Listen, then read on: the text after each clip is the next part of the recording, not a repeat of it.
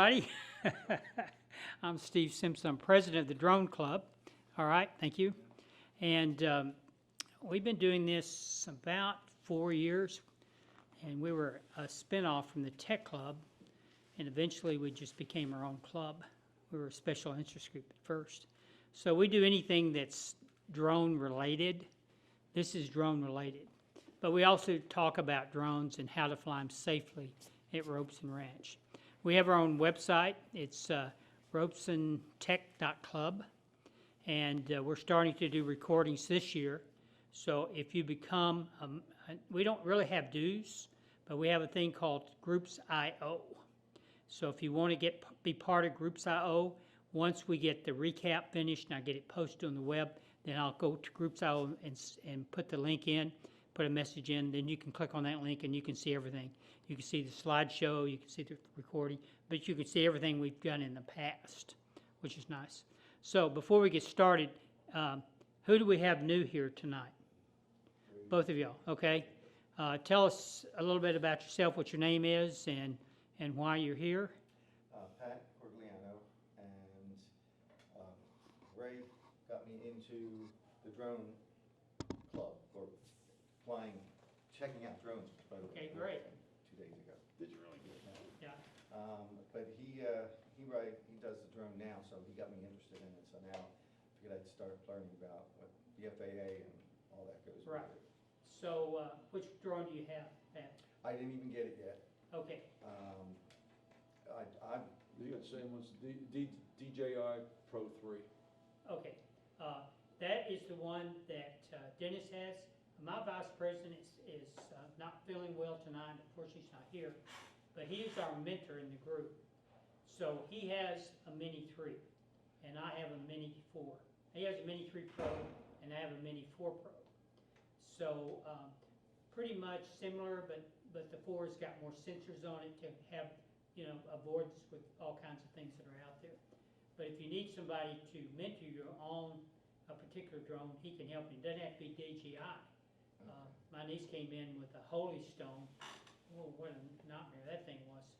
And I think she dumped it in the ocean out in San Diego. First time I said, oh, that thing's a piece of junk. But anyway, we got her all set up. There's certain rules that you've got to know. There's 2 different classifications for drone pilots. There's a commercial classification, and that's what Steve is over here. Did y'all meet Steve? Okay. Steve's our director of videography. Anyway, with a commercial license, you have to take a 60-question test, and probably most people would go up to Denton Enterprise to take it, and it's not open book, and the FAA tries to, they try to spook you on it to change. They spin the stuff. Are you a commercial pilot? Yes, sir. Okay, so you know how that goes. Yeah, about 5 weeks of study. Wow. And then there's a recreational pilot. The difference is it's the intent to fly. So you could be a commercial pilot. Steve can be a commercial pilot, but his intent to fly is just go out and fly for fun. Then he's a recreational pilot. But as a recreational pilot, there's a thing called the trust test. Did you know about that? Yes. Okay. I got that first, yeah. Okay, great. So you get that, and you make sure you print out your certificate. Once you're off the website, they don't store any of that stuff. But you can't mess up on that. Just keep spinning it till you get it right. So it's like an open book, but it's on the web. All right. So now you are Ray Martonic. right. Okay. Yeah, I live down the road. Actually, we're neighbors. Oh, really? Okay. But we're an aviation family. But my grandson got me interested. He went out and got one. Small one, and started flying that. And he said, "Hey, Papa, maybe we ought to get another one so we can fly side by side." I go, Right. "Well, I don't know about that." Okay. But anyway, I went out and bought it, and then decided, you know what? I think I want to get that license. I want to get the 107 certificate. So that's what I did. Yeah. But it was like 5 weeks of study. I mean, it was. As you get older, it's hard to remember stuff. Yeah. And I should have just looked at it and passed it. I was. Back in the day, I held a CFII. What's that? Flight instructor instrument. I can teach instrument Wow. flying. Yeah. So I held that, plus I mechanic in aviation. I have something called an IA, but I haven't done any of that stuff in years. And then I look at this, oh, damn it, how the hell you read this stuff now with the charts and everything? Holy smoke, and then the weather, Yeah. and the stuff they ask you is like, nothing to do with the drone, really. It's for a private. It's If ground you can school. pass that, you can pass private pilot. I know, it's a ground school, but there are drone-related questions in it. Well, yeah. There's a drone section. So, anyway, if you fly with a commercial pilot, Pat, with your commercial pilot, then you can fly as a commercial pilot. So, when we did the parade last year, Steve came along and flew with me, and so I didn't take anything and sell it, didn't actually end up being that good at footage, but I'll learn next year, or this year. But anything like that, it's kind of a gray line. What the FAA tells me is the intent to fly. So if the intent to fly is just for fun, and then Mike says, oh, I'd really like to have those photos you took of the parade. So I give them to him, okay? Now, if Mike runs off and does something else with them, I don't know what he's done. I didn't have any part in that, okay? But out here, it's a gray line. We don't really have drone police. And close we've come is patrol not understanding how we can fly out here. There's no CCNRs to keep us from taking off in Robeson, and there's no, for the most part, there's no airspace restriction except back over here in the back kind of northeast quarter in this new area that's coming in. So, and you can get a Lance for that. So, and that's just electronic permission to fly for a certain amount of time. All this stuff is on our website. If you go through there and go through the past, you'll see a particular session that we did with we didn't do recordings back then, but it'll have a deck in there, a slideshow, and you can go through and watch the slides, and then have links to go to the FAA if you want to. But you know how that works. You got a buddy that can show you how to do all this stuff, which is nice. What's interesting to me is they want you to know all these rules the FAA does, but they don't know if you can fly the thing or not. You know, you can fly it into a house. They don't care. There's no flight test. So before I take any more time, I'd like to introduce our speaker tonight, Mike Montefusco. Manifesto. Hey, thank you. Mike. Mike, fine. just call him Mike. Ends in a Okay. vowel. You guys are okay. That's good. So I actually ran into Mike at a grocery store, and I had seen him. He'd actually come to a drone meeting, I believe, or a tech meeting a couple of years ago. I was thinking about him. I don't know how new are you guys here? Well, I've been here in the new house about a little over a year. Okay, Almost 3. and so you've been to the parade, right? Oh, yes. Well, he flies at the parade, Oh, wow. and you might think it's a drone up there, but no, it's his gyrocopter. Okay, he's got a gyroplane. That's what he calls it. So, with no further ado, I'm going to turn it over to Mike, and he's going to come up and tell us what he does and all about this particular device here that he flies. So, Mike, come on up. Let's give him a big hand. Hey. Thank you for coming. Thank you, Steve. Let me get a couple of photos, and then I'll dim the mics. Okay, so this is not strictly a drone presentation, obviously. But the funny story with the parade is that the last 2 times we had a parade, to start our parades here, which start at 9 o'clock in the morning on the 4th of July, there is usually a flyover. The flyover consists of several people that have small single-engine winged airplanes, typically home built like an RVs. There'll be 3 RVs, and then I will come by with some friends of mine in gyroplanes, and both in the last 2 years we've done that. The next day my wife goes to her Aqua Zumba class over here at the pool, and they're talking about the parade and the flyover, and typically what she hears is that, oh, did you see that great flyover? There were 3 airplanes followed by a couple of drones. And I'm saying, Jesus, I can't get through to these people. It's not a drone. There's a human in this one, but they don't know the difference. So I'm like you're in the drone community, or you're trying to be a drone community now, much as like we have a tech community. I'm in a flying community of people who fly airplanes and drones. I am also an active CFII. This is last year I had been a CFII for 50 years. I've been doing this a long time. And I do give check rides now. I do ATP stuff. I teach at American Airlines. And I do a lot of stuff with big airplanes and fast airplanes. But I got into this about 5 years ago when I said, oh gosh, I've gone twice the speed of sound. I've flown jet fighters in the Air Force. I've gone fast, I've gone high, and I need a lean, mean machine for me to fly personally.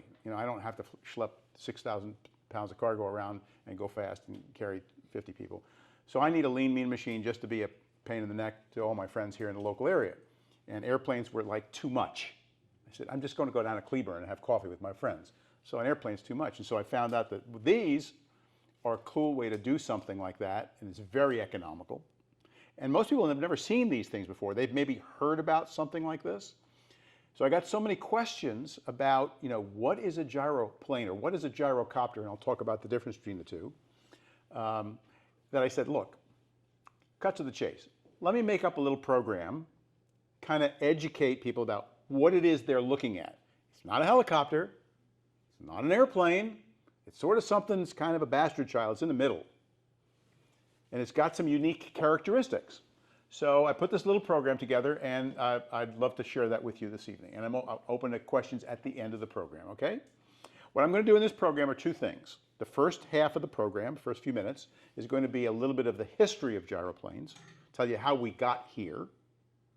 And the second half is going to be how I got mine. I built mine 5 years ago. It's a kit, and I built it. Never built anything before in my life. I am not an A&P mechanic, airframe and power plant, that's an aviation term. I am not a mechanic. But you can build this kit fairly easily. Tell you how that gets done. And we do it right here in the local area just south of Cleburne. And I've been flying the pants off the thing ever since. Now, most people in little airplane world, the typical, what they call general aviation or GA pilot, who flies little airplanes, a Cessna or something like that, they typically fly 25 to maybe 30 to 50 hours a year. I fly 200 hours a year. A lot. Okay? And I am flying this thing all over the place. And actually, this has become my station wagon. I do safety programs now for the Federal Aviation Administration to try to keep local pilots, much like you have a program here to keep you to be competent, safe drone pilots and to know what the rules are and to talk about issues. I do that for the airplane community all over the Metroplex, and I don't drive anymore. That's my station wagon. You don't think I'm going to drive on 35? You crazy? No, I'm going to fly.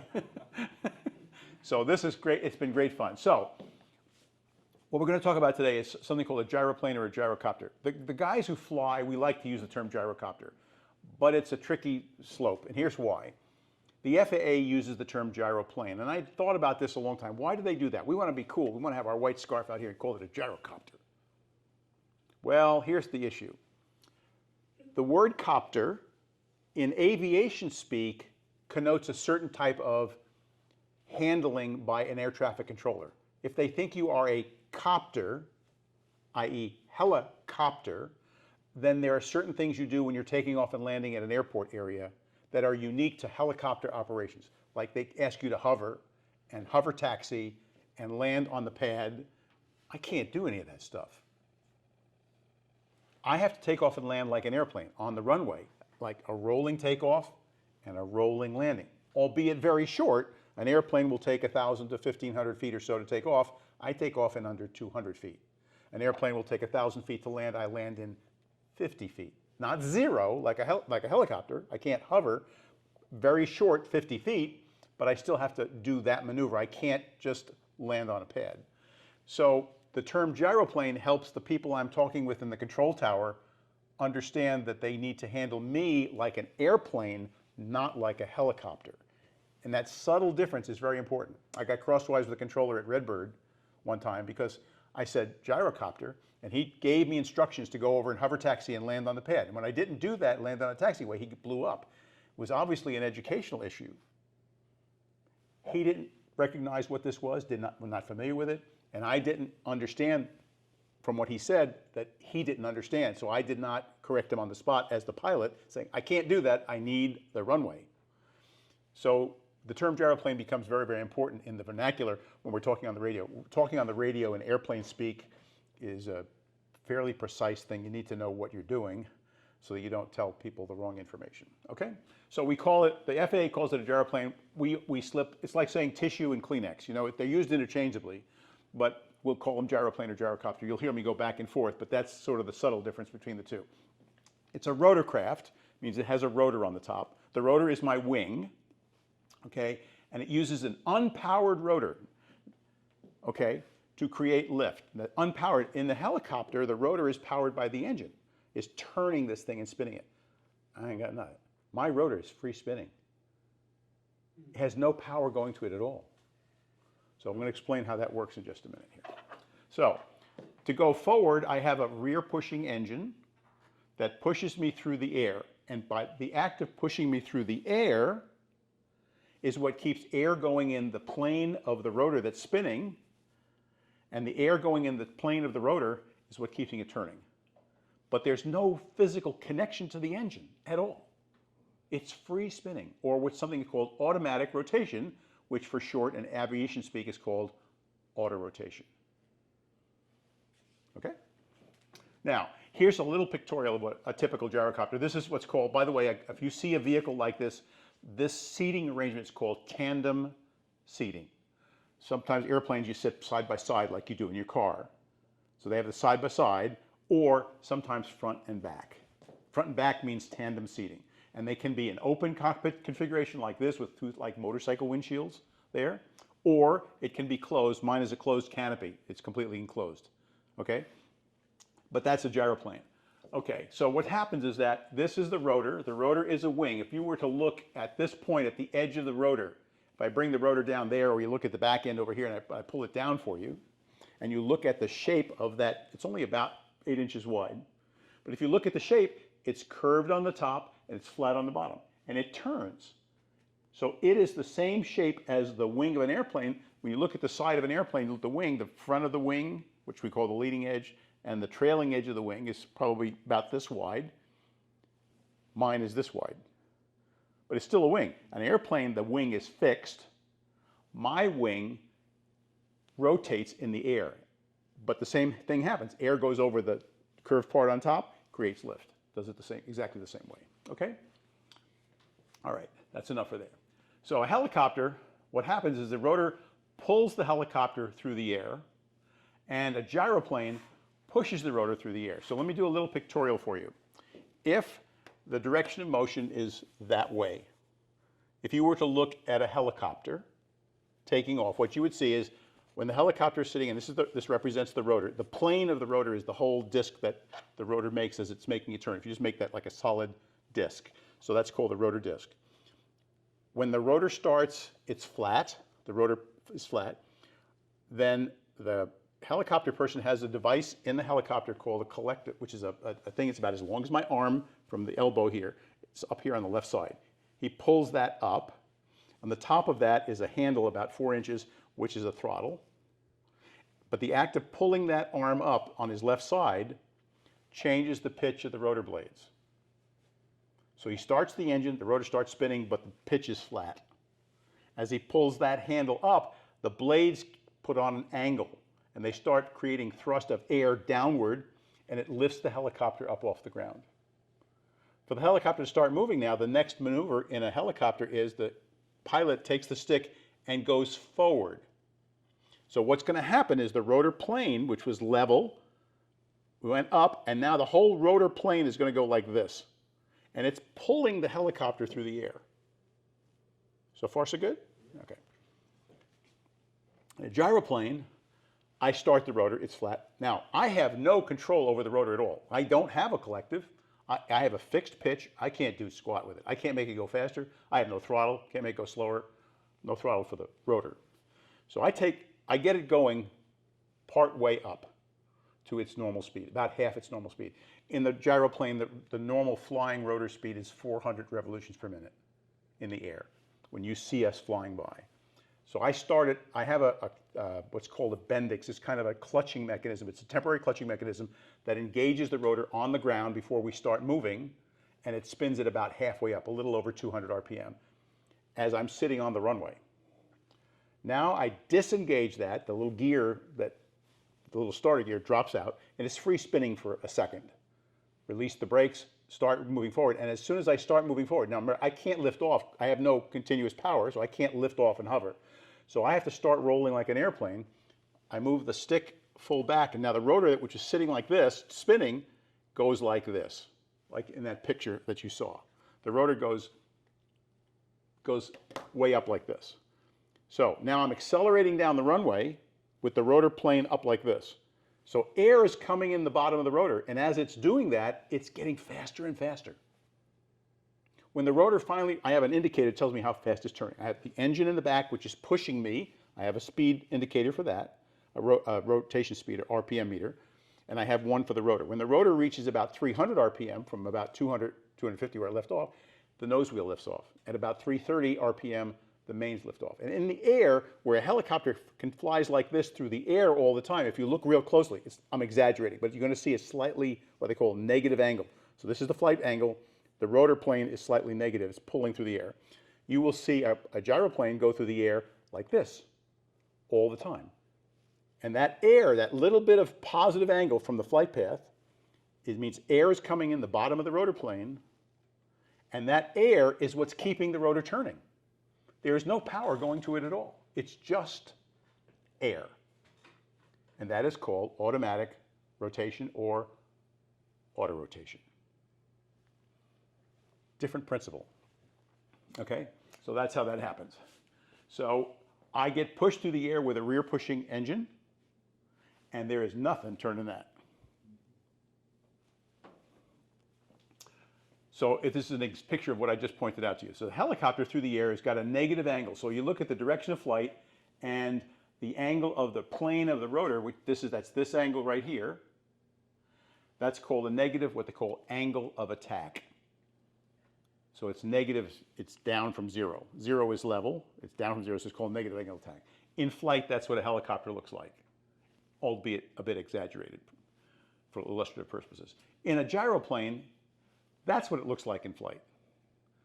You see the rotor plane, the rotor blades are tilted up, and that has a positive angle of attack because it's that air that's going in the rotor plane that's what's keeping the thing spinning in the first place. And the way it gets air going into it, it has a pusher engine in the back that pushes me forward so the air is coming into the front of the rotor plane. Okay. So air flows up through the rotor disc rather than down from the rotor disc. It's down from a helicopter, but my air flows up through the rotor disc. Okay? Can you all hear this pretty good? Is this working pretty good? Oh, yeah. Yeah, okay, great. So these types of aircraft are amateur-built or kit-built airplanes. So let's talk about, you know this already, but in the aviation world, there's two kinds of vehicles. There's vehicles that are made on a production line, kind of like think Ford or Chevrolet or General Motors. It's made by a company, they have a production standard, boom, they blank them out. So that's all considered what they call a type certificated airplane. It has a production type certificate. It was produced to a standard that has been approved by the FAA. Everything else that's not done that way is, the official name is experimental. Now, people don't like the word experimental. They say, oh, it's going to crash. No, it's just a term. The more common term that we use every day is it's a kit plane or it's a home built.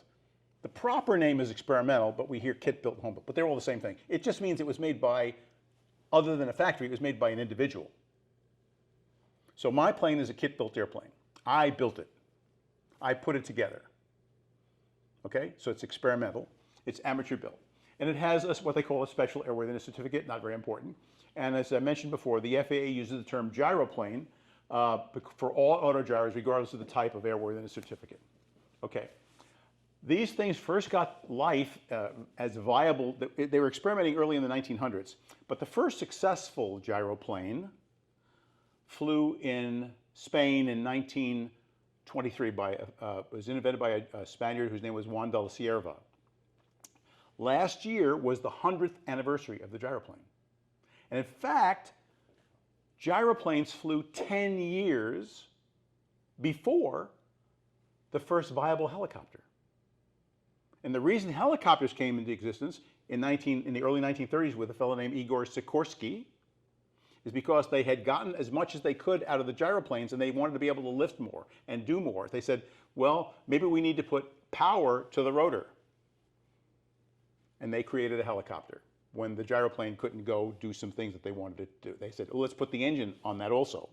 So the helicopter's history is about 10 years behind the gyroplane. Gyroplanes were first. Okay, so they've been around a long time. I mean, before there were helicopters, there were gyroplanes. Okay? So it's the predecessor of the modern helicopter. Gyroplanes are the predecessor. This is an early one. This was the first successful autogyro in 1923. Back then, they didn't have much of a model. How do you build one of these things? Well, the only thing they had was, 1903. This is 20 years after 1903. What happened in 1903 at Kitty Hawk? Wright Brothers. Okay, so they used an airplane fuselage. They didn't need wings. They took the wings off. They kept the tail section, pretty much tail section. They had a landing gear in the front, pretty much airplane landing gear. They had a skid here in the back, okay? And they put a rotor on top. So they used that design because they didn't know any better. Do we need this or not? Their thinking was limited by what they knew at that time. So this is the first gyroplane that flew in 1923, the Cierva Autogyro. A short time later, this is 1932, you can see that they still have elements of that same design. It's an airplane. It has a little piece of wing section here, but not a real wing. Has a tail. This one has a 4-bladed rotor. 1, 2, there's 3, 4 on the other side. It has a multiple tail section here. That's to give the vehicle some stability in that function. But it still looks pretty much like an airplane. They haven't figured out yet they don't need all that stuff. So it still looks like an airplane. A little bit later, you can see that they were using 3-bladed rotors and 4-bladed rotors, and they were looking at the angle. How do you turn the rotor? How does the rotor go automatically without all kinds of what they call linkages to make the thing change as it's spinning around? It has to change its angle as it goes through a rotation around this way. Okay? The rotor has, if you think about it, if I stand here like I'm a gyroplane or a helicopter, I have a rotor, and the rotor's 2 blades, just say, simple. So it's turning this way. So this blade is advancing faster into the wind, and this blade, I'm going that way, is retreating from the wind. So the way that this blade reacts on this side is quite different than the way the blade reacts on this side. And figuring out how do you turn the blades, because you have to change what's called an angle of attack. That's that angle like we saw the blade to the air. It changes as you go through the rotation. So it's doing that automatically as you're going around. They were experimenting with how to do that. So it still looks like much of an airplane. In the same time, another fellow came along, his name was Pitcairn. He was involved with Sierra also, and doing his version of the same thing. They're using a 2-bladed prop. Now notice the propeller is on the front, so this is providing the forward thrust. It really doesn't matter whether the propeller or the thrust is coming from the front side or, like mine, a pusher from the back side, but something has to give you thrust to go that way. Okay, it could be front or back. And it has a 3-bladed piece here. Now the wings are completely gone in this one. It still has a tail section. So they have to have multiple tail sections. So they have this vertical piece here called the vertical stabilizer and these pieces out here because there's a turning moment when you have the blade spinning. So the vehicle wants to do this kind of thing. So you have to have pieces in the back called stabilizers to keep it from spinning on itself. A little later, this is another later Pitcairn. This actual particular airplane is in the Experimental Aircraft Association Museum in Oshkosh. It's in the museum, and I get to see it every year. I walk up close to it, and you can see how large a person is next to this thing. It's a pretty good-sized machine. It has a 4-bladed rotor, pretty big rotors compared to what I'm flying. It still has a little bit of a wing on it with an upturn on the side. It has a single tail and a standard elevator with a horizontal stabilizer and elevators. The horizontal stabilizer is the piece that's fixed, and the elevator is the piece that moves up and down. The vertical stabilizer is fixed, and behind that is the rudder, which moves left and right. Okay? And it still has that. It's a beautiful machine, and actually, it was flown there 10 years ago. A live flight. They didn't truck it in. Guy flew it in. It's amazing, and it is pristine. I mean, your eyes will water just looking at this thing. It's beautiful. In about 1950-ish, a gentleman got into this thing, and he was trying to look at better ways to make it. His name was Igor Benson. And there became something known as the Benson gyrocopter. And Igor said, hey, I don't need all this other stuff, so he's going to start lean and mean, garage type of operation. And he said, I'm just going to basically have a lawn chair and put a motor on the back and put a rotor on top, and I will have some kind of a tail section here which I control with my feet, use the rudder pedals, and I will just build something very lean and mean and crude. And he found that this worked actually quite well. Now, they didn't have, in the early gyroplanes, they didn't have a Bendix like I described before to start the rotor. So in the early gyroplanes like this, the pilot had to get up there, hit the ignition, and he goes up and stand up with your hand, and he had to spin the thing by hand to get it started. And then when he got it going as fast as his arm, before his arm would fall off, he'd jump in the seat, start to move forward, and try to get the rest of it on his takeoff roll.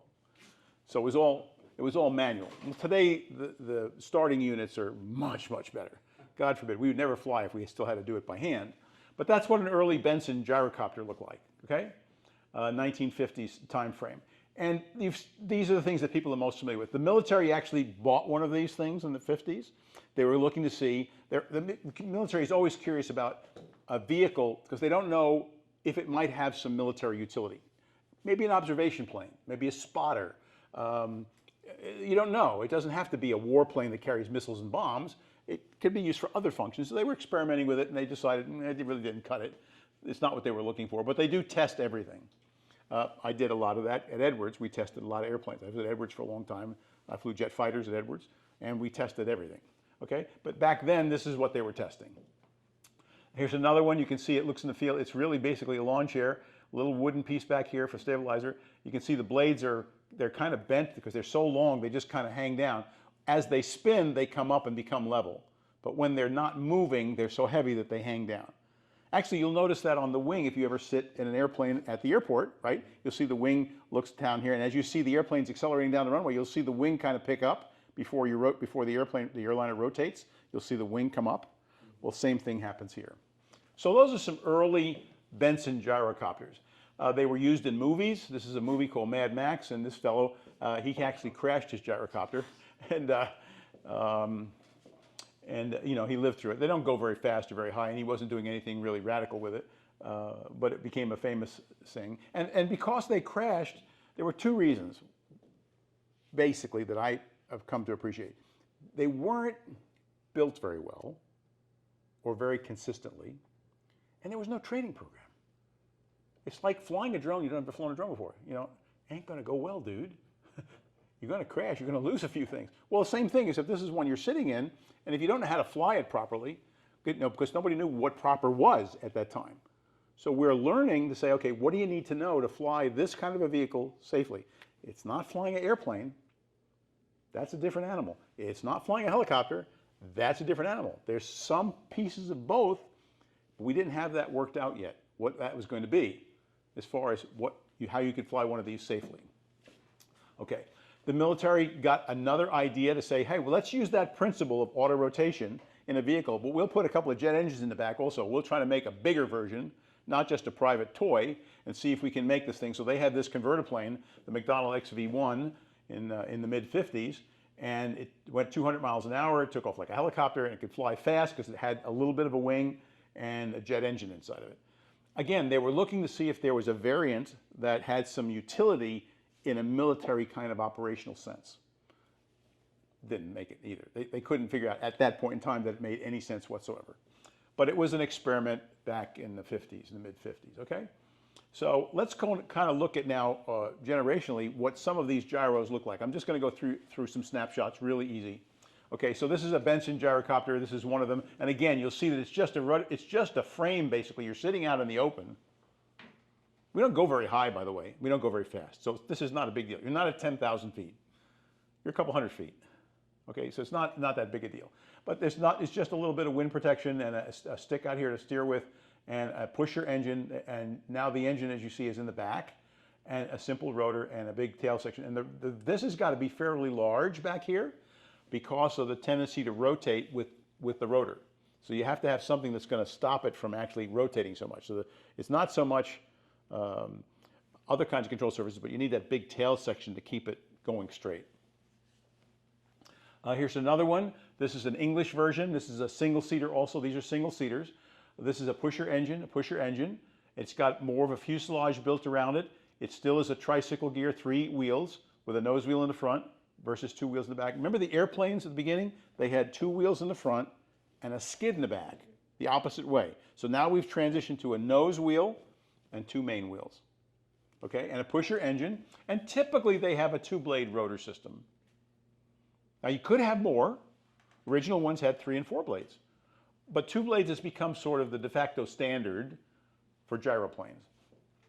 Here's a Russian one, so it's more of a, instead of a single seat or tandem seating, this is a side-by-side. Again, a pusher engine in the, well, actually a tractor engine in the front this time. Really doesn't matter as long as you have forward thrust, and 2-bladed rotor system. Okay? And here's another one. This is an English one, another one called a Hawk. It's also a 2-person gyroplane, fully enclosed, and it's used for security purposes. Okay, so this one was used in the Olympics as a way of patrolling the area. Very inexpensive way to operate. I mean, this is a fraction of the cost of operating a helicopter and does just about the same thing. A fraction of the cost. In today's standards, a $100,000 gyroplane versus a $4 million helicopter.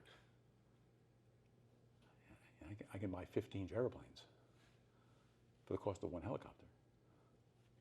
So, you know, they were looking for ways to make it work. But again, here's the rear pusher engine, 2-bladed rotor on top, completely enclosed, 3 landing gear like this, large tail section. You'll see that. So now, later version, this is called the Little Wing Autogyro. So this is another early version, and it still had, at that point in time, still the standard airplane fuselage type of shape. It had the wheels, the main wheels in the front, and instead of a skid, they actually had a wheel back here and a single rotor shaft that went up that way. I mean, they all fly about the same. You really can't tell much difference from the flying standpoint. It's just, but they didn't need at that point in time all of that stuff to carry around. They didn't know that at the time, so they're still building it sort of so it looks like an airplane, but there was no real reason to have all of that structure around you when you built one of these things. This is a German one, a VPM M16, and now it's, this is kind of getting towards the shape of more modern, like today, gyroplanes, typically tandem seating, which front and back. This is open cockpit. It has a windshield in the front, kind of like a motorcycle windshield. Some of the new ones also have a windshield here for the rear passenger. This is a kind of a conventional landing gear arrangement now with a single nose wheel, 2 main wheels. And now we've gone to a triple tail, and that it gives us extra vertical stability, so for flying, so the airplane doesn't rotate, okay? A pusher engine in the back with 2 or 3 blades or 4 blades, and a 2-bladed rotor system on top. This is an Italian gyrocopter. This company is in existence today. It's called a Magni. This particular one went to 27,500 feet. Has a turbocharged engine on it. It's a Rotax. So it's an Italian gyrocopter with an Austrian engine. The Austrian engine's a company called Rotax. Rotax makes engines for Sea-Doos and Ski-Doos. You know, things, jet skis, they typically do that. They're in the recreational market. But about 7% of all of Rotax engines are engines that are used in airplanes. And the rest of them are used for other things that are recreational vehicle type of things. All right? So this airplane went up really, really high and set a world record at that point in time. This is another one, a Super Genie gyro. Again, you can look at it. It's got basically the same shape. It's a 2-bladed rotor. It's a pusher propeller on the back. A little bit more structure around here to protect the occupants from the wind and stuff going on around here. This has the two plexiglass shields in the front for wind, standard tricycle landing gear that you've got here, and a 3-part tail. This has a 3-part tail, that has a 3-part tail, so that's, this is kind of becoming the norm now. That's what's coming on. Okay, so how do we get the rotor turning in the first place? So remember I told you at the beginning, and you build up really one big arm. So we have a new system now. It's called a pre-rotator. And it is a kind of a starter system, kind of like, just like you start a car. It's called a Bendix, is the kind of vehicle. It is very rudimentary, it's very simple, and it only works to get it started. Not to maintain it in flight, you just use it to sort of get the rotor going, and then you throw it away. Not throw it away, you just disconnect it. You don't use it ever again. Only to start the rotor at the beginning. So, in a gyroplane, you have the engine. The engine is sitting this way, so the crankshaft is this way. At the end of the crankshaft is the propeller. Okay, so and it's going this way. So what I need to do is I need to put a gearbox on the other end from the propeller. On the other end from the propeller. And on the other end from the propeller, I put a gearbox that translates the crankshaft direction to a shaft going this way. So I have a gearbox with a couple of worm gears, okay? Goes this way. And that shaft goes up, has a couple of knuckle joints in it because to go through a couple pieces here, and we'll see that in a minute. So that's the shaft coming from the engine. Actually, it's this shaft right here, okay? From the gearbox up, and then that comes up to the top, has another knuckle joint, and it goes into this little cup that's up here. This cup is about 2 inches in diameter. Inside of that cup is a 1-inch gear. Okay? The 1-inch gear gets pushed up by air pressure coming from an air pump in the vehicle that pushes air through this white line and pushes the gear that's inside this cup up so that it engages this large sprocket. It looks like a bicycle sprocket on top. And when that happens, it starts the main gear turning. So we're only going to use the air to hold that little gear up long enough to get it going to about 200 RPM, and then we're going to take the air off, and that little gear is going to drop down, and now the rest of it's going to be free air as we're going down the runway. So that device is called a pre-rotator, and that's eliminated the need for me to do okay? So that's called a pre-rotator. If you look at this thing the other way around, so what we've done is taken the blades off. The blades are up here. Taking those off, and we're going to rotate this over so you can look at it from the top. And here it is, and there's the gear that's inside that little cup that you see right here, inside that little gear. And that gear gets pushed up so that the teeth of that gear engage the teeth of this gear. It's a very simple starting unit called a Bendix. A modern gyrocopter has a lot of features they didn't have in the early versions. So if you look sort of in composite, you know, what's happened over the years. So you see now that we have a much better rotor system. We can rotate up to even higher numbers, so 300 RPM. The closer we get to flying rotation before takeoff, the shorter my takeoff roll is. I'm already at the place where it inflated, so I can almost vertically take off.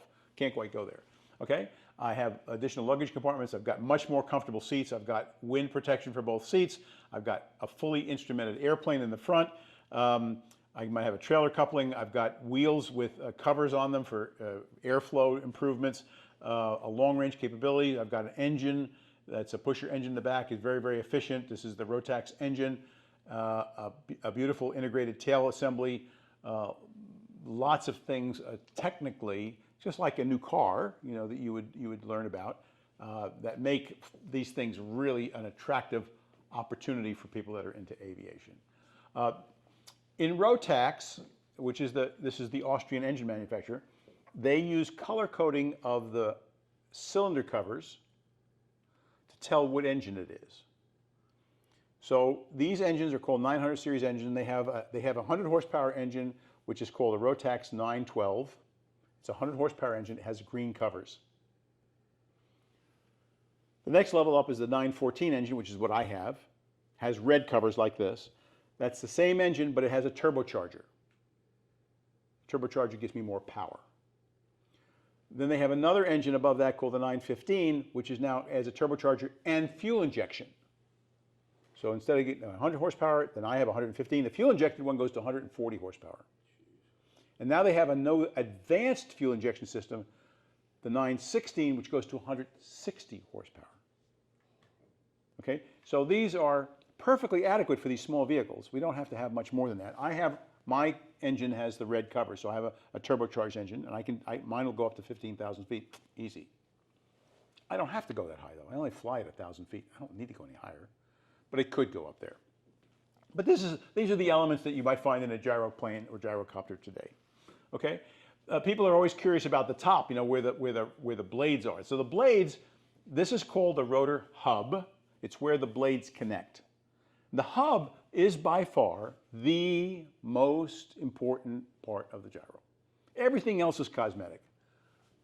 My life, any gyro pilot's life depends upon that. So when I go look for gyros, I'm looking at the quality of engineering, the quality of design, the quality of construction of the rotor head. Everything else is toys. This, my life depends on. That's the important part. So the blades are, they come together on this rotor hub, and they're hanging off something called a teeter bolt. So the blades are attached and they teeter on that bolt. Because as they rotate around, the blades shift up and down. They're not rigid. They're rigid in the sense that I can't change the pitch. But they teeter because they have to find a place for equilibrium based upon the fact that one blade is a leading blade into the wind, and one blade is what they call a retreating blade away from the wind. So that bolt allows them to self-neutralize and find a normal place to go as they're going around through a rotational movement, okay? We have a spindle bolt on the bottom. There's other stuff there, but the teeter bolt is what people most talk about. So they flap around the teetering bolt, and the angle of attack of the blade, that's the angle of the blade relative to the wind, just like we showed at the first slide.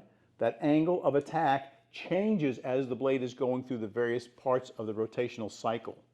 And the teeter bolt allows it to do that automatically and find equilibrium as it's making its rotation. It's a very clever system. Helicopters don't have that, by the way. Helicopters actually have hard linkages with cams on them.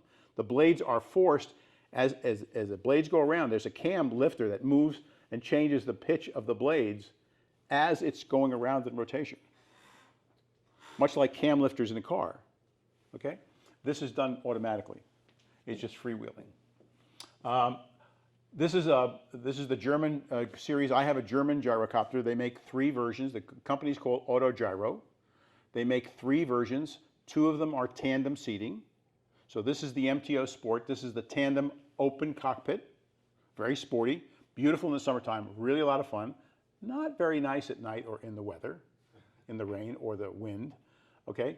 But you know, for people that are running cattle ranches and farms, they use this as a tool. This is how they gather their cattle. This is how they check their property. It's perfectly adequate for that. And it's used in rural locations that you see a lot more of them than you see around here. They're a very functional vehicle for doing certain kinds of ranching and agricultural operations because it's very affordable, very inexpensive to operate, and very useful. So this is the MTO Sport. It has green caps on the engine, so it has a 912 engine on it. That's the smaller engine, 100 horsepower engine. Okay, this is the newer design. It's got some nice lights in the front. It has really nice padded seats. It's very, very comfortable. It's a beautiful machine. There's a lot of folks that favor that. This is another one called the Cavalon. This is their side-by-side version. Okay, it's a beautiful machine to fly. I tell people, I said, why did I get a Cavalon? I don't have one of these. I said, because I'm antisocial. I don't want anybody over there. Get in the back and shut up. You know? So that's my fighter pilot. You know, get in the back and say, go cold Mike, shut up. Turn your like, I don't want to hear you. But anyway, these are nice. This has clamshell doors. You can see the doors here they open up kind of like sideways, and you can fly this with the doors off also. It's a beautiful machine. It's kind of like the Lexus version of this genre. Okay, it's a little bit more expensive, but it's beautiful. So if you have a flying partner, spouse, your wife, somebody else's wife, anything you can get away with, that's what you want to take. Okay, preferably don't take them together. Okay. So that's called the Cavalon, and then this is the Calidus that I have. So this is 2 seats, but it's got a closed canopy, tandem seating front and back. Okay, and this is the one that I like. Again, this design is the same. It has a 2-bladed rotor, has the 3 pieces in the tail, has a 3-piece landing gear with a nose wheel and 2 main wheels. Engine is a pusher in the back, pretty standard. Got tremendous visibility. You're familiar with an airplane? I know you're familiar with little airplanes. I don't know if you are, but in a little airplane like a Cessna or a Piper or things of that nature, you're either sitting in your seat in the front and there's a wing right here, you can't see down, or you're sitting in a Cessna and the wing's up here and you can't see up. So here, with the low wing, the only way you can see down is if you bank the airplane over, and now I can see down. Okay? Of course, in a Cessna, with the wing up here, you bend over, and now I can't see down. I can't see anything. So having a wing above or below you is always something that gets in the way in some fashion. Well, I got no wing. I'm sitting at the pointy end. I can see everything in all directions. It's like, whoa, this is pretty impressive. I'm out here at the pointy end, and I got no obstructions. I can see forever in this thing. So it's pretty fantastic. And that's called a Calidus. Okay, so that's so much for the history. Now I'm going to show you briefly about how this thing got built. So in January of 2019, 5 years ago, it came in a truck. And what came in the truck are a series of boxes, the 3 big boxes. There's the fuselage with a whole bunch of stuff jammed inside of it, parts. And then over here on the table is a tail section, which is those 3-piece tail. And then this big metal thing you see here, which is the piece that the rotor mast is on. It's the main shaft. Okay, it just comes in parts. Now, in the kit airplane world, a little background. So you can get something made by Ford or Chevy or Piper or Cessna. But if in the kit world, there's a spectrum of kinds of kits you can get. You can get a very difficult kit to a very easy kit. A very difficult kit would be, I give you, Steve, a set of plans. Say, this is how you build an airplane. You have to go out, you got to search for parts, you got to find parts, you have to cut metal, you got to cut wood, you got to make fabric, you got to drill holes, you got to rivet. And this could be a lifelong task. This can take years. Well, there's various things between them. The other side of the spectrum is most of the major components have been already built, and it's more of, I'm going to assemble the parts rather than have to actually fabricate everything from scratch. So at this part in our lives, my life, I said, I don't have time to do that. I want to get up there. I don't want to spend 5 or 10 years building this piece of crap. I want to get up and fly the damn thing. So I like this. And so this kit is on that other end. It took me 3 months. And they said, I took a long time. I could have done this in a month if I actually worked a little harder. Matter of fact, they built one of these at Oshkosh last year in 1 week. So what's nice for us older folks is that we don't have to spend 5 years and going, You can build one of these things fairly easily. Now, I've never built anything before. You've never built an airplane before. So when you buy this kit, what you buy in addition to the kit is what's called a Builder Assist Program. And there's a person who's going to watch what you do. They're not going to do the work. You're going to do the work, but they're going to look at it and say, that's not good enough. And they're going to show you how to do it, and you're going to keep doing it over and over again until you get it right. Example, safety wiring, which is where we take 2 pieces of metal wire and we spin it to kind of lock something in place.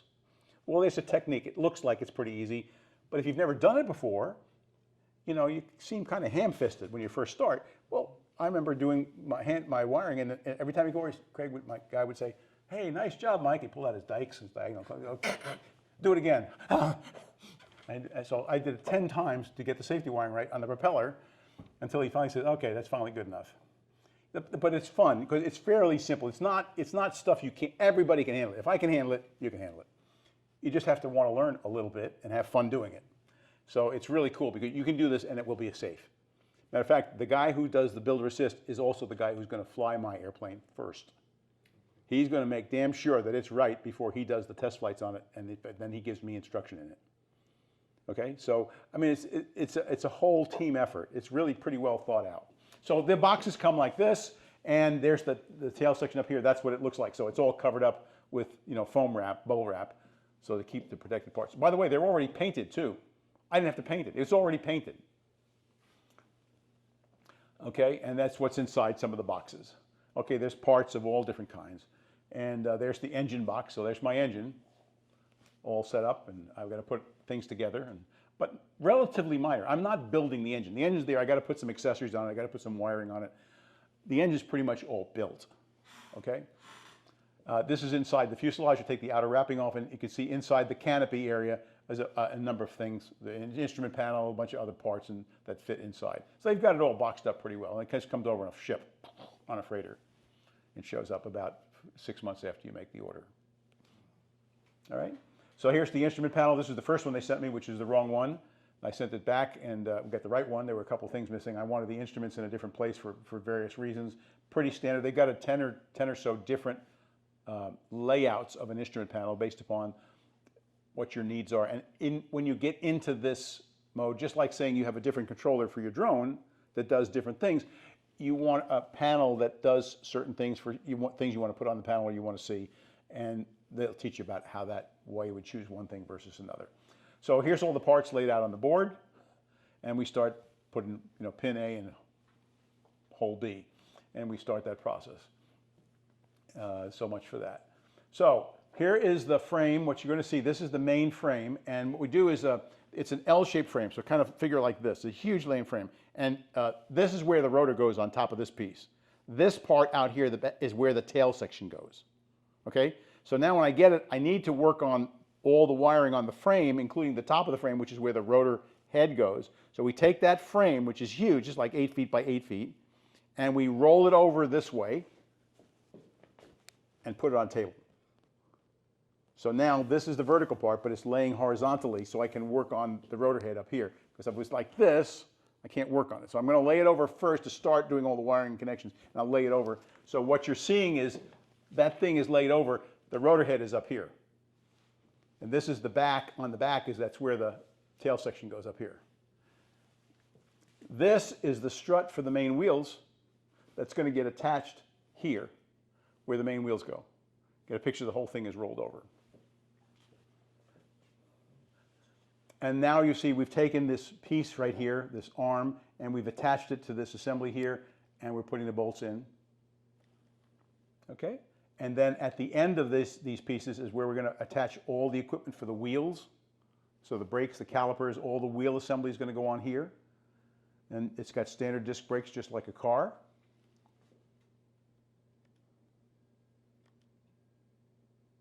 We're going to put in a battery. It's got a 12-volt gel cell battery in there, rechargeable battery. It's got just like a motorcycle battery.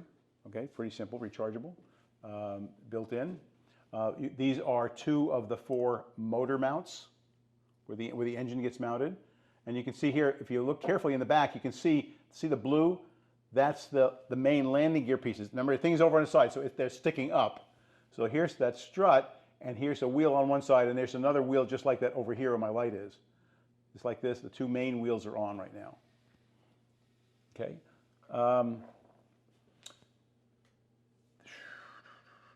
This is looking, there's 2 of the motor mounts. This is looking up the top of the vertical shaft. Remember, it's laid down flat on the table.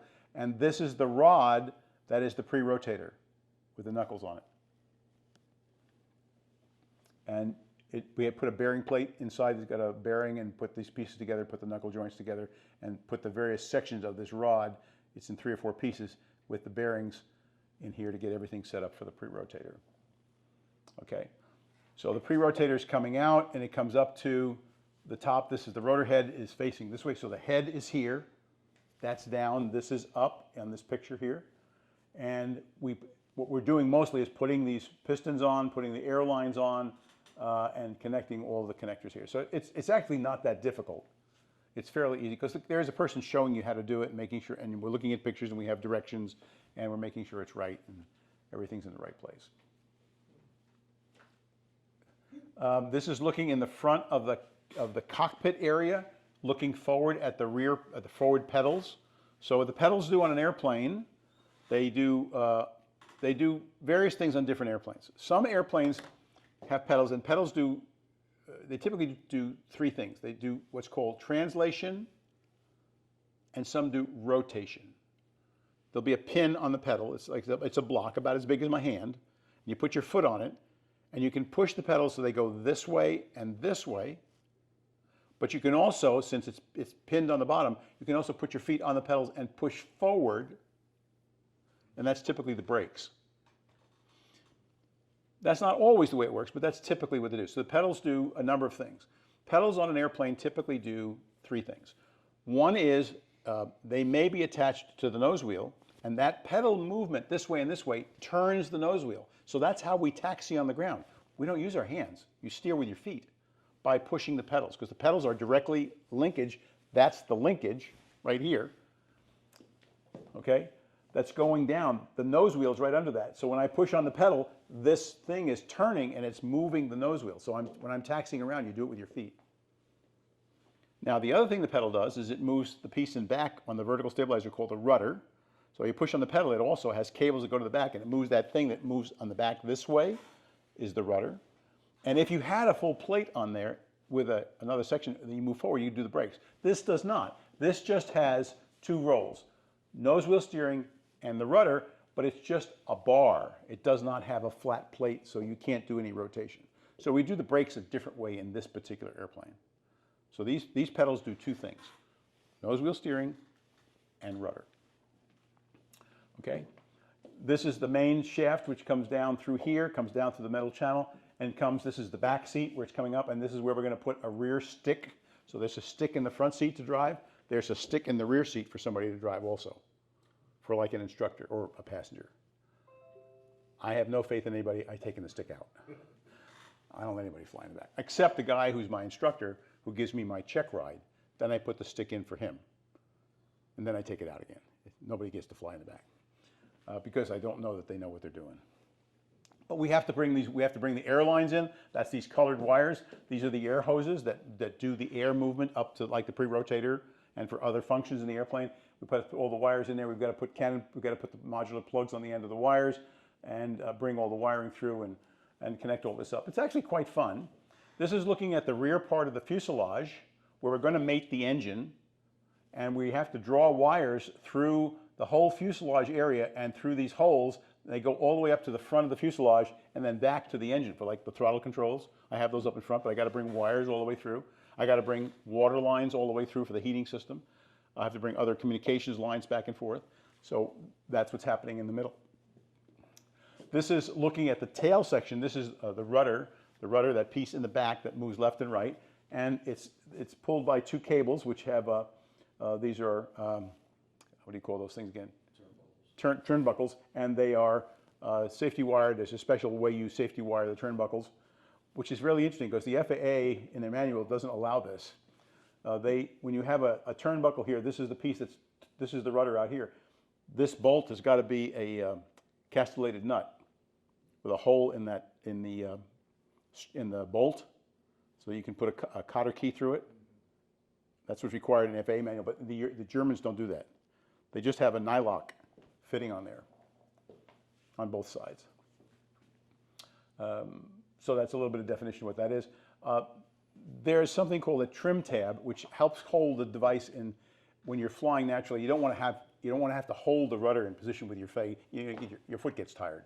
So they put this little thing on there that kind of holds the whole rudder assembly in the right place when you're in cruise. So your feet are resting. You don't have to put a lot of pressure. You only put the pressure in when you're turning or you're doing some other kind of maneuver. So that thing is called a trim tab, and it's kind of like a little adjustment. And that's a little trim tab. It's about this big. You just glue it on there. You don't have to bend it or anything. It's already bent. You know exactly how much you'd have to have on there. Just stick it on there. This is one of the two fuel tanks. So we have, they're fiberglass fuel tanks. They sit on the rotor, the mast comes down. The rotor's up there. The mast comes down and then goes out to the back. And at the bottom of the mast, before it turns and goes out to the tail section, there are two conformal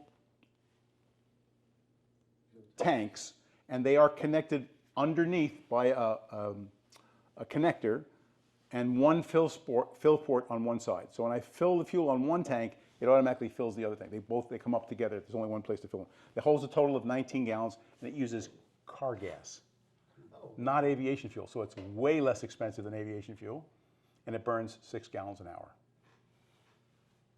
I can go 90 knots, about 100 miles an hour. Okay, so this is one of the fuel tanks that is being strapped in. You're not going to until you actually see it. This is the original propeller. I have a 4-bladed propeller on there now. I bought a new propeller, goes faster, and it's got some different characteristics to it. But this is the back of my gyro with the red caps for the 914 engine. And these things have to be safety wired on the propeller. Now this is called a propeller that is a ground adjustable propeller, which means that I can set the blades of the propeller at a certain angle. I got to obviously they all have to be the same. But I can make the blades more flat, or I can make the blades a little more steep, and one is called a cruise setting and one is called a climb setting. So I figured I spend 2 minutes in climb and I spend an hour in cruise. What do you think I'm going to favor? Cruise setting. I don't care about making a short takeoff roll, but I want to go as fast as possible in cruise, so I have a pretty good angle on my propeller blades. And I have a 4-bladed prop now. But this is the area where I had the trouble with the safety wiring, and they have to be safety wired between the blades. So I set the blades. This is a special kind of a protractor. It's like a bubble level that you stick on the end of the blade. It's really kind of slick to see how it's done. How you put this bubble level on a blade at a certain angle, and it tells you what the blade angle is. It's like, whoa, never seen anything like that before. it was really fun to learn some of this new stuff. I'd never seen how you do that. Anyway, I had to do that wiring, and that's what I screwed up. That is after try number 35 or something like that. Try to get it so it's nice and clean. It looks like, you know, you're a pro. It's kind of like the same thing in the welding world. You know, welding looks easy until you try it. But to make a smooth weld, a guy who's a really good welder, boy, I tell you, that is an art. Well, this is an art also, in a way. And it was really fun to learn. Okay, so here's now the fuselage coming together. The guy in the back, that's Craig. He has 3 roles. He is the dealer, the local dealer rep for Autogyro. He is the builder assist guy, and he's the flight instructor. He does all 3. So he's helping me here, but I actually did 95% of the work myself, and he made sure it was done correctly, and he's going to fly the airplane first. Okay? And by the way, we do this on his farm. His family has a farm. It's 15 miles south of Cleburne. It's between Cleburne and Whitney. We just hang out at the farm. It's just fun. Matter of fact, I can invite you down there. If you just want to see it, you don't have to buy a gyrocopter. You don't have to learn how to fly one. If you just want to see it, it's just fun for a day trip. Come on down. I'll be happy to meet you down there. I'll fly down there, and I'll show you around. It's very cool. A lot of fun. You got kids or grandkids? Bring them down. We have to move the gyros out of the way when the sheep come through.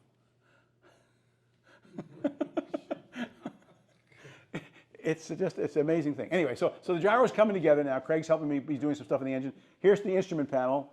It's pretty much all populated already. You know, wires don't have to do all that nonsense, that minuscule stuff. All right. This is the first part of the rough muffler system, or the second part. A muffler has several parts to it. It has actually a 2-part muffler. The first part is a big can, and then this is a silencer or a secondary muffler. And when you put the 2 of them together, here's the big can. The big can is probably about 6 inches in diameter. The little one is about 4 inches in diameter. So the air comes out of the engine into the big can, and then it comes around here to the silencer, takes it even quieter, and then it comes out the other side. And then there's an air intake, and that's the turbocharger right here on the left side of the engine. And you can see a little bit of the fuel tank here on the left. This is the left side. See the fuel tank right there. So air goes into there. That's called the gazintas. That's where the air goes into. So it's the gazinta. Okay. It goes into there. It goes to the engine. It goes out of there. Goes out of there, and it goes out the exhaust. Okay. So that's the top one is the gazinta. This is the gazauta. Okay. So this is the rear stick. Now the rear stick, when you get the kit, it's just a bolt and a nut that goes on there. I said, I don't want to do that. I want to be able to take the stick out. So what I did is I drilled the bolt, and I got a keeper key, you know, here, and a washer, so I could pop these things out and take the stick out. So I got to take 2 pins out, plus separate this electrical connector, because the stick has a button on it, which does a lot of functions. There's electrical connectors on the top of the stick where your hands meet different buttons and do different things. So you do those things, and I can take the stick in and out in less than 5 minutes. I keep the stick underneath my seat in the front, and I have all the parts there, so I can put it on. If I go down and I need somebody I can put the stick on any time, but I usually leave it off there because first of all, it's more comfortable for the person in the back seat. But I made that design change when we were doing it, put that all together. Here's the rear seat. So here's the stick. This is the rear seat back here, and now you're looking another way. So there's the stick again, and in the middle of the rear seat under your butt is a hole by about 5 by 6. And that box is the air distribution box. So there's an air pump, a 12-volt air pump, and the air pump output goes into this first line with this black line right here. That's the air is coming out of the pump and a filter that dries the air, and it goes into this little port here, the black line. And then these other ports, the air is coming out to do various other functions for the airplane. So one of the things it does is it does the pre-rotator. If I turn a switch, the air will be vectored up to that line, and it will do the pre-rotator. If I change another switch, the air will go up to what's called our brake pads that are on the rotor head. There's like brake pads, just like you're on your car, and it will push, when I come in for a landing and I want to stop the rotor from spinning, I push the brake pads up, and it becomes just like a brake on a car wheel, and it slows the rotor down and stops it. So I can have them go to rotor brakes. So I can also do what are called pitch and roll trim functions. So the air does a number of different things, and so this is a distribution box that sends the air from one single pump to do different things based upon how you have the switches set. All the secondary functions. Okay, there's the pump itself, and there's the box. Okay, so this is the front seat. I've got the front seat now. I'm trying to put the cushions in. That's what it looks like with the front cushions. That's the back of the front seat. Okay, I'm getting it wrong here. I'm going to move along a little faster now. So here's the front and back seat now, mostly outfitted. I still have bumpers here, rubber things. These are like pipe covers you put like for freeze pipe covers. I put them on the side there so we don't ding up the machine when we're building it. And we're putting lines through this thing. Now this engine, by the way, this Rotax engine, most airplane engines are water cooled. Rotax is a water cooled engine. I have a water cooled engine. That's kind of important. Why? Because the water lines, I have a bypass. The water lines come from the engine, which is back there, and they come here on the starboard or right side of the gyro, all the way here to the front, and there's a plenum, and I have an electric fan switch. So I have a foot heater. I can fly around at 0 degrees and be perfectly comfortable in this thing in the middle of winter with the canopy down, the windows closed. It's like, yes, thank you, God. It's wonderful. It's excellent. Okay, so that's the cockpit. This is looking at the engine from the back. And because there's a propeller on this side, the gearbox going up to that shaft is on this side of the engine. We have no place to put the radiator. So the radiator is this piece here. It's sitting horizontally on the top of the engine. I got red covers. That tells you it's a 914. Here's the two exhaust pieces coming out of the back. You saw a picture of that before. Okay? This is the oil tank. This is the oil cooler down here. This is the right fuel tank. You can see that? This is the main oil tank right here. This is a gearbox for the engine. This is a gear, by the way, this is a geared engine, so it's not direct drive to the engine. The engine, when I'm in cruise, the propeller turns at about 2,500 RPM. The engine's turning at about 5,000 RPM. That's the way Rotax builds engines. It's a geared engine, what they call it. Now, that's the radiator, and there is the fluid that's being circulated from the radiator through this expansion joint here, comes out these wires that you see, this cable here, which is kind of a braided line, and you see it going into the back of the fuselage. It's going down here, it's going along the front, and that's the heated water that's giving me heat to the feet. Yes, good. Okay, so here's the front pedals. This is the front pedal on the left side with all the wiring sort of in there now, what it looks like on the left. This is what it looks like on the right. I've got most of everything put in there and jammed in appropriately. And the heater is this box up here. So the water's coming in from right on the top of that box, which you can't see, and there's an electric fan right in there that blows heat down on my feet and along the sides of the gyro exhaust ports. Okay, canopy comes like this. It's a really nice canopy. It has some features, has windows on it. Very, very simple windows. There's two windows on the right side, and they're little round ports. They're just plastic ports. They've got no mechanical parts. You just push them in and push them out. So no features. And there's one on the other side. So that's what these things look like. They're about 3 inches in diameter, and they have an angle on them, so you can open it, and I can also rotate it so that that angle goes to the back or goes up. It doesn't have to be in that direction. I can rotate that thing any way I want. I just push it in and push it out. Just push open and close. Very simple, very lightweight, bulletproof. Works for me, bulletproof. So that's the right windows. There's two windows, one right by me and one for the person in the back seat. On this side of the airplane is a rectangular hole. It's about 8 inches by about 6 inches, and they give you the bunch of parts to create a little slider window, which they're the parts right there.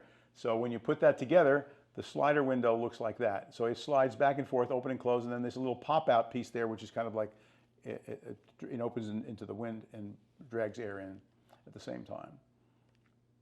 Okay, this is the rotor head now. We're looking at the rotor head. This is the completed now. We're standing up. We've got the covers around the mast. Now you're seeing the whole rotor head up here, and where the blades are connected with 6. These are all different length bolts. They're special bolts. They've got to be torqued a certain way. This is, you can see this, what do you call this thing when you lap strake, or the way it's milled.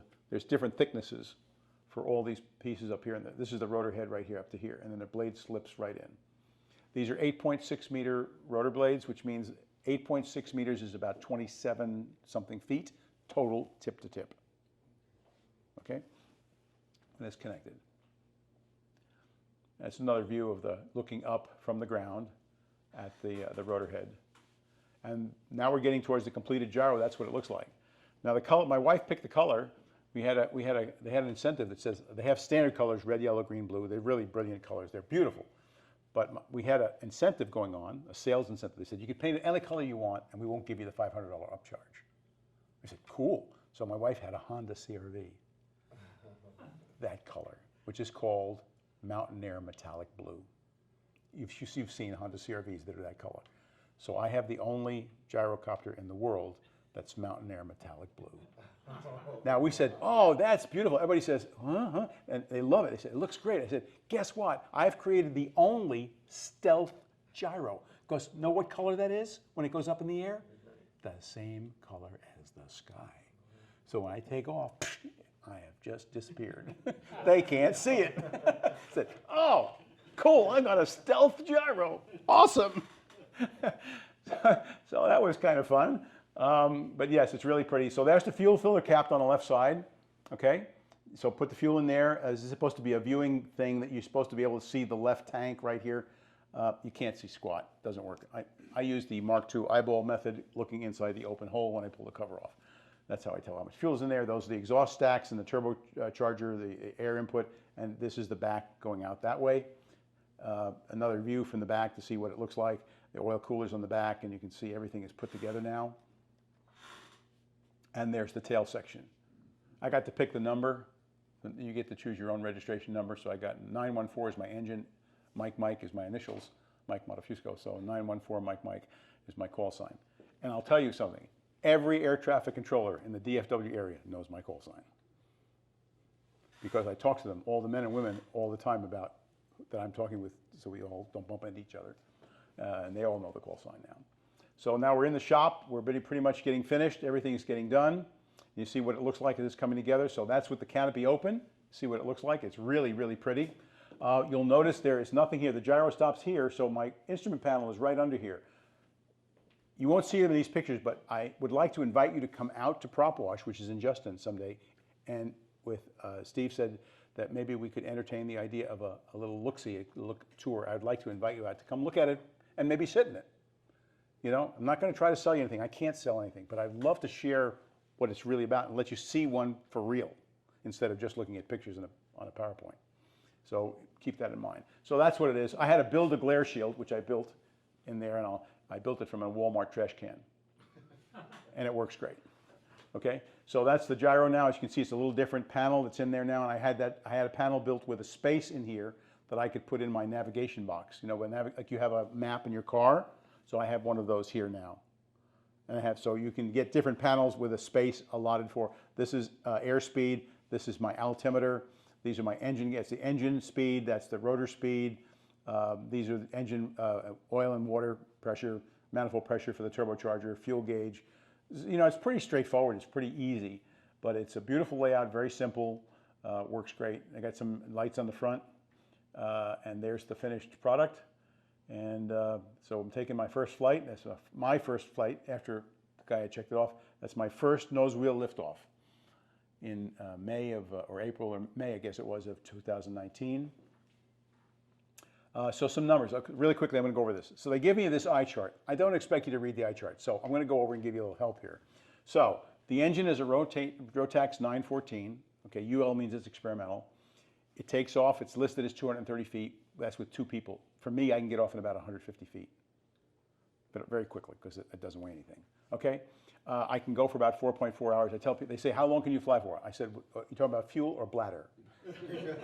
Fuel about 4 hours, bladder about an hour. So I go for about an hour, hour and a half, and I'm looking for a bathroom.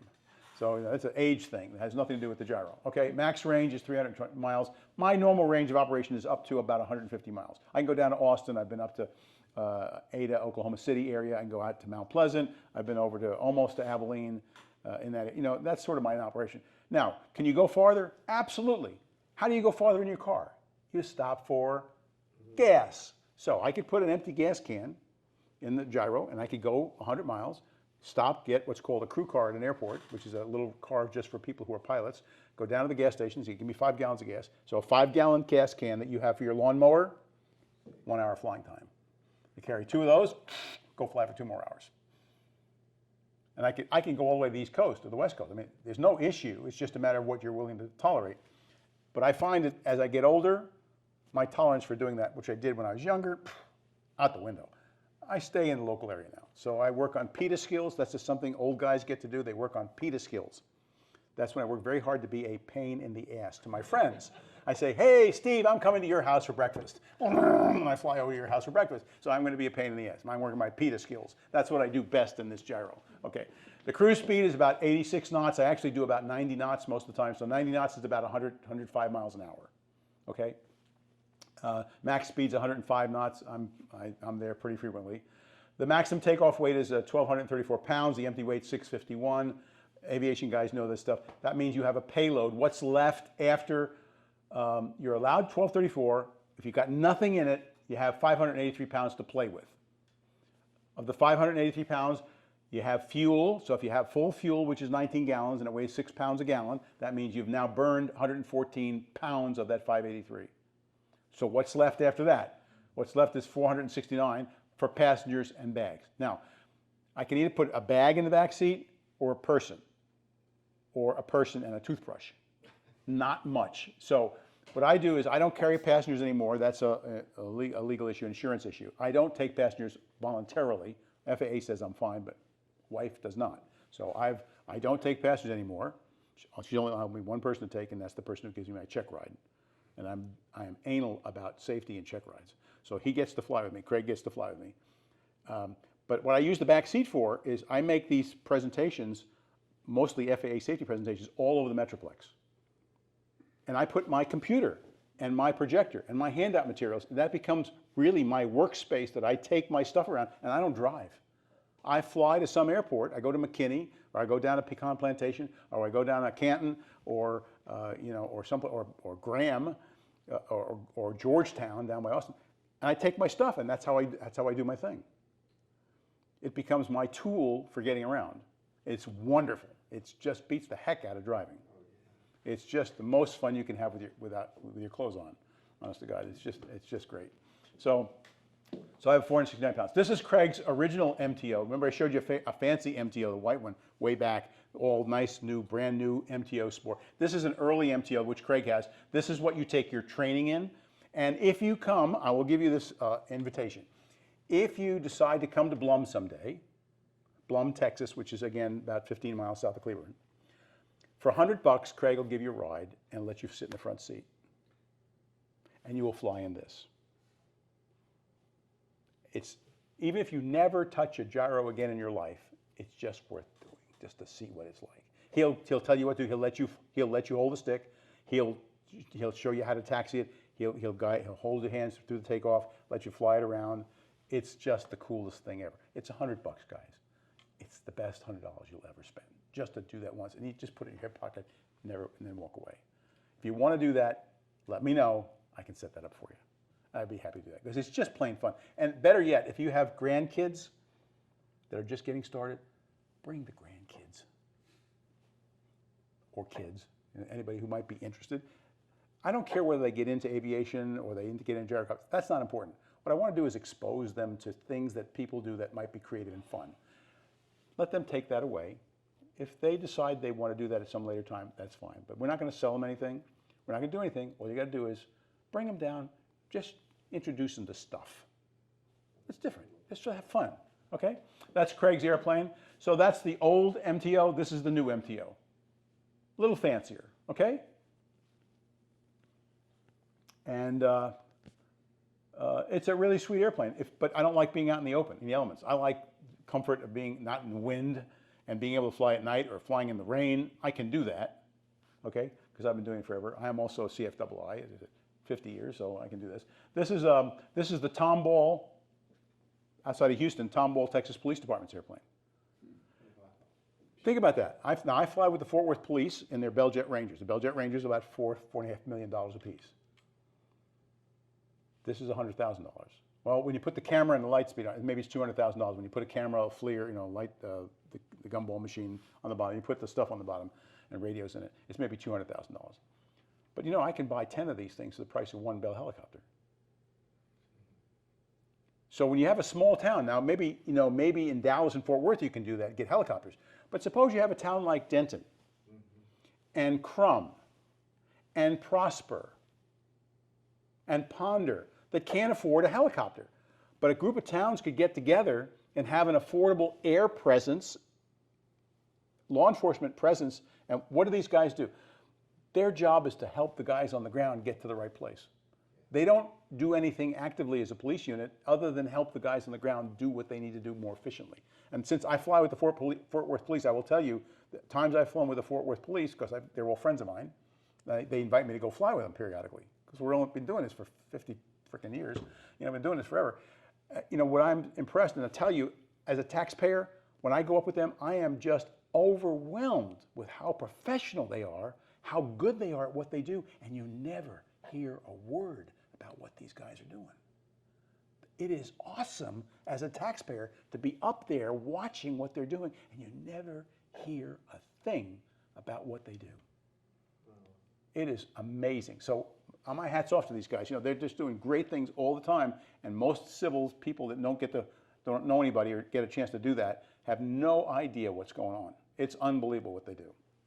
Anyway, so I've got a chance to fly that. This is the guy that's down in Blum. His name is Craig McPherson.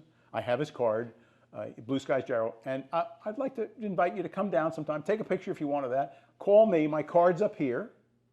If you want, you can call me and I can set it up for you.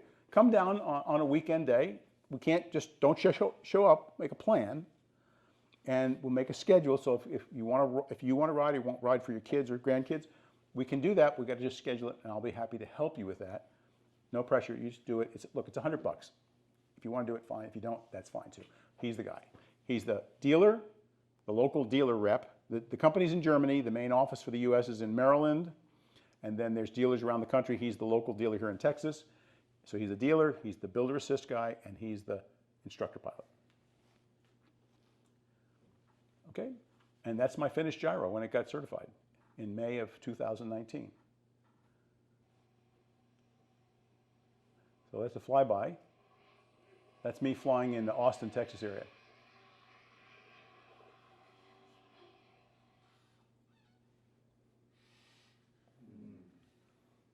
Cool.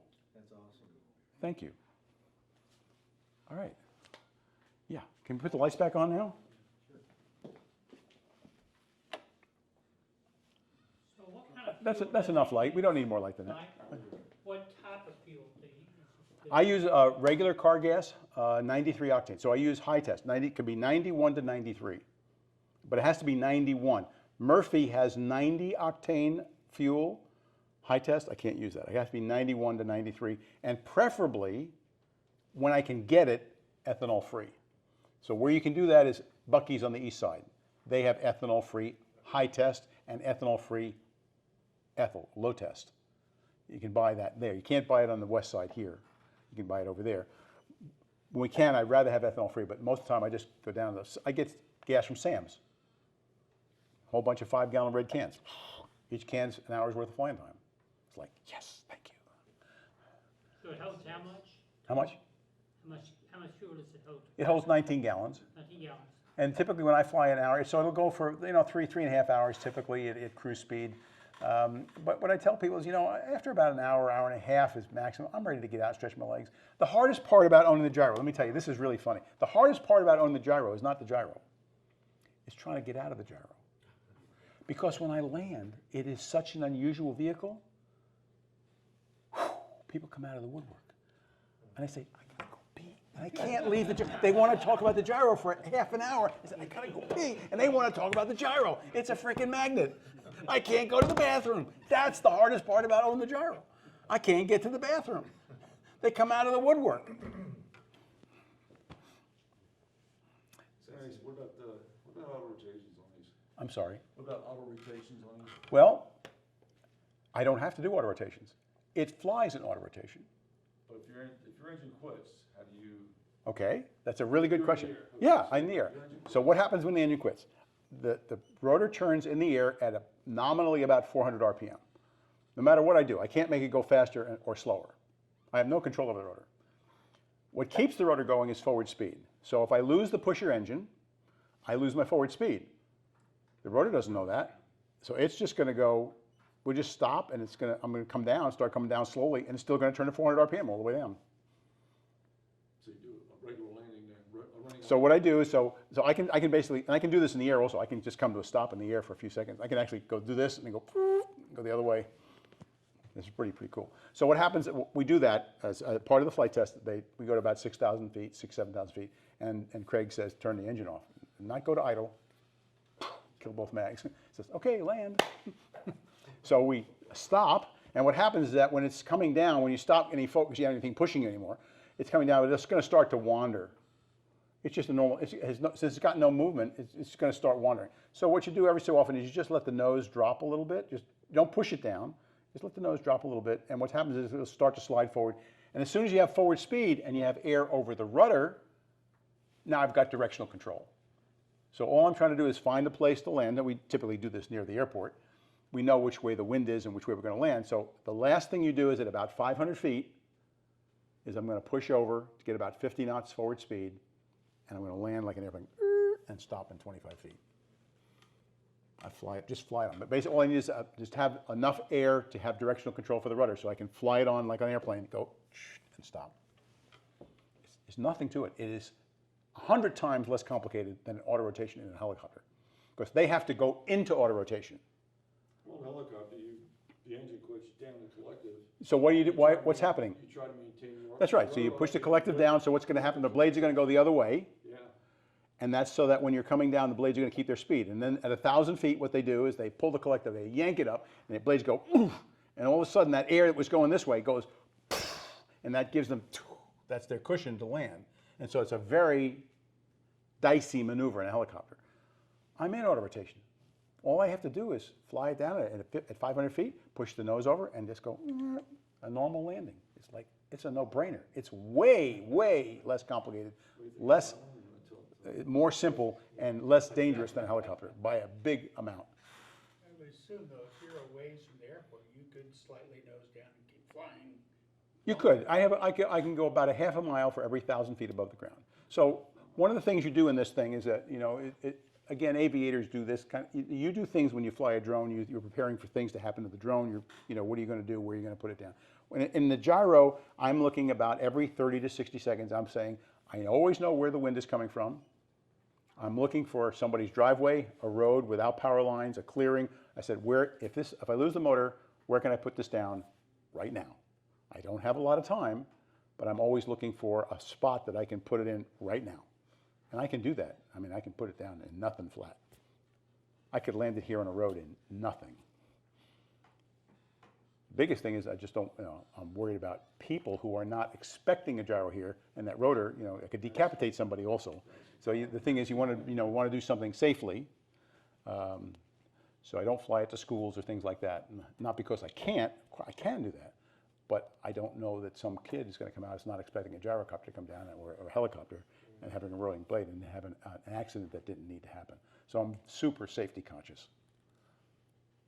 And since I'm an FAA guy, and I'm not an FAA guy, but I'm an instructor, like you were, safety is a big deal with me. And competency, safety, proficiency is a big deal with me. We don't do anything halfway. So what kind of license do you need? Well, I have pretty much everything. But for this, I have a sport pilot rating with a gyroplane endorsement. Okay, I could have an ATP in this. I mean, an airline transport pilot. I mean, I've got everything. I could, but I don't need to. I mean, I'm not flying professionally. I could have a commercial easy. I've got all those things, multi-engine flight instructor, I got all that stuff.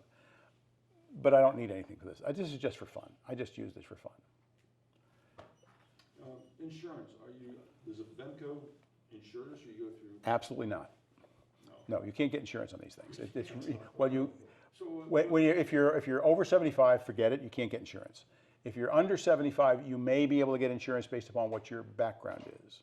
So I got insurance, I was under 75. I'm not anymore. And they said if I didn't have insurance now, I would not be able to get insurance anymore. And there's only 1 or 2 places in the country you can get insurance. And it's more expensive. Here's the deal. It's expensive because many of the people who decide to go into gyroplanes are either no pilots at all. They just get it like, it's kind of like you learning a drone. I'm going to go fly a drone, and you crash it, you don't care. You crash one of these, you care. But the point is that people can get these things with what's called a sport pilot certificate. They're not very well trained. They're not very well disciplined in aviation, and they crash a lot. So the insurance base is wonky. For the guys who are professional pilots and been flying forever and got thousands of hours of flying time, I had penalized because the yo-yos that are not flying them properly are creating a problem with the insurance pool. And I can't get around that. So I have two choices. I can pay an exorbitant rate, which is what I do, or I can have no insurance and just be self-insured. So an airplane insurance for a small plane is going to be a couple $1,000s. I'm at about $4,000. I only have partial insurance. If I want full insurance, it's about $7,000, $8,000 a year. So you have some liability. I have liability and I have ground not in motion. So if a fuel truck runs into me, I'm okay. But as soon as the motor's going and I start taxiing, all bets are off. Okay, but I have liability. I obviously have a lot of liability. I have liability, and I have some hull protection. But if I want in flight also, that becomes, you know, like $8,000 a year. It gets quite expensive. And a lot of older guys that are flying, they're just, I have enough money, I don't care. You know, as long as they have the liability, they don't worry about the hull at all. They don't throw away money. A lot of guys, I know some older pilots, retired Southwest or American, that they get to a certain age and they don't even go for medical anymore. They own their own airplane. And Well, that's not, they're not exempt. They're flying illegally. they're flying illegally. You don't get a pass because of your age. You have to have a medical, you have to have a flight review every 2 years. And that's what I do. That's what I do now. I don't do any primary training. I give flight reviews. I do instrument proficiency checks, and I make sure people are safe. But I can't help the people who think that they don't need to do that anymore. There are some people that just go out there and they're flying and they shouldn't be. Yeah, I tried talking to one of these guys. I think he's about 78, and he says, I probably won't pass the medical. So he says, I'm just going to keep flying. He owns the airplane, so. Yeah. So unless the FAA doesn't have an invasive system that can track everybody. No, they can't do all that. And if people know the rules and they choose to not follow them, it just creates risk for the general population. Because at that age, and that's my wife has said, I'm 78. She said, I can't, she doesn't want me to take passengers. There's nothing wrong with my insurance. There's nothing wrong with the FAA. My skills are as current as they've ever been. I fly more now than I've ever flown in my life. But she's not happy with me flying. So I voluntarily, I don't take any passengers anymore. But I am uber safe. I mean, I am on top of everything. We thought about getting back into it, but it's so expensive. They want. This is not. Well, yeah. This is doable. So this is what I'm telling folks is this is It's still. in a range that it is doable beyond, because an airplane, I was going to go buy when I got into this, I was thinking, I'm going to buy a Bonanza or used Bonanza, or I'm going to buy this. And I was thinking $300,000, $400,000, for a used airplane. And then I said, well, then I got to have, X number hangar spaces, 500 a month, 600 a month. That's 12,000 a year. That's, there's insurance. Holy crap, that's a lot of money, and I'm on a fixed income.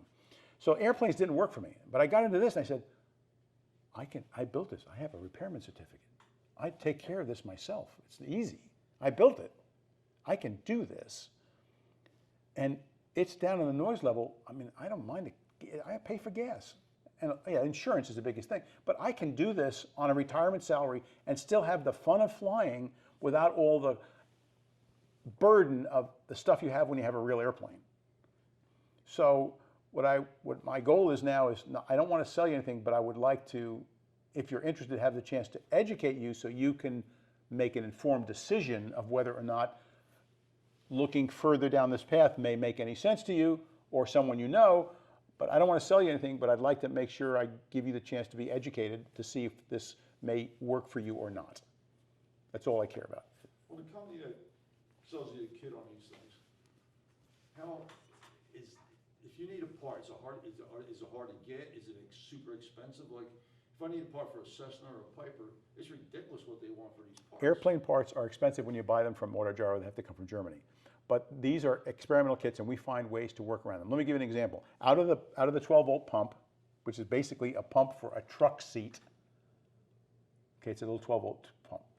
There is something called a filter dryer. It's a Danfoss dryer. It's a little black thing. It's like an air conditioning system dryer. Autogyro has special fittings they put on the end because they sell these gyros all over the world to different countries. Well, these fittings take a $16 piece that I can buy from the local shop and make it $80. I got to change it every time I do a 100-hour inspection, which is twice a year, thank you very much. I got to change this thing.